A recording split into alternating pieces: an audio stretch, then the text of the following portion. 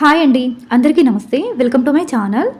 లక్ష్మీదేవి మన ఇంటికి రావాలంటే మనం చేయాల్సిన పని ఏమిటో ఈ కథ చదివితే తెలుస్తుంది. ఆ కథ ఏమిటో మనం ఈ వీడియోలో తెలుసుకుందాం.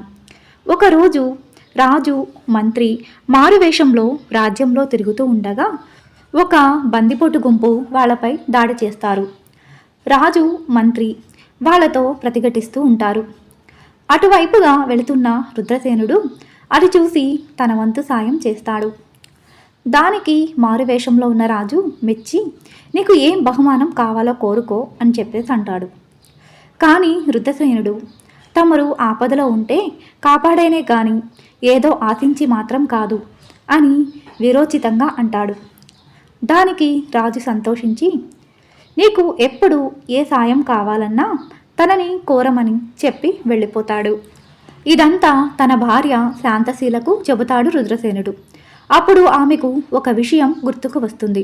అదేమిటంటే, కొద్ది రోజుల క్రితం తను కట్టెలకని అడవిలోకి వెళ్ళినప్పుడు అక్కడ ఒక మునీశ్వరుడు తారసపడతాడు.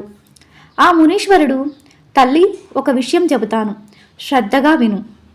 లోకమంతా చీకటిగా, అది కూడా శుక్రవారం రోజు, ఎవరి ఇంట్లోనూ దీపం లేకుండా ఉండి నీ ఇంట్లో మాత్రం దీపం పెట్టి గుమ్మానికి అడ్డంగా కూర్చో. అప్పుడు వెలుగుని భరించలేక నల్లని చీర ధరించిన ఒక ఆమె నీ ఇంట్లో నుంచి వెళ్ళడానికి ప్రయత్నిస్తుంది. అప్పుడు నువ్వు ఆమెని అడ్డగించి బయటకు వెళితే లోపలికి రాకూడదని షరతు విధించు. అప్పుడు ఆమె, నేను లోపల ఉండే ఈ వెలుగుని భరించలేను, చీకటిలోకి వెళ్ళిపోతానంటుంది. ఇంకొక ఆమె పట్టు పితాంబరాలతో దగదగా మెరిసే నగలతో ఇంట్లోకి ప్రవేశించడానికి ప్రయత్నిస్తుంది. ఆమెను కూడా అడ్డగించి లోపలికి వెళితే బయటకు వెళ్ళకూడదు అని షరతు విధించు. ఆమె అప్పుడు, బయట చీకటిని భరించలేను, నేను లోపలికి వెళ్ళిపోతాను అంటుంది. ఆమె ఇంట్లోకి ప్రవేశించగానే నీవు ఐశ్వర్యవంతురాలవుతావని మునీశ్వరుడు చెప్పినది గుర్తుకు వస్తుంది.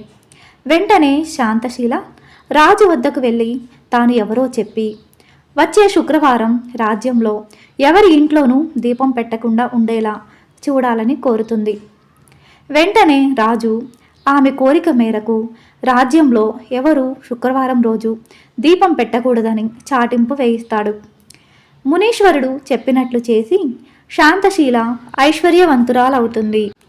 కానీ శుక్రవారం ఎవరు దీపం పెట్టకుండా రాజుగారితో ఆజ్ఞ వేయించినందుకు చాలా బాధపడుతూ ఉంటుంది.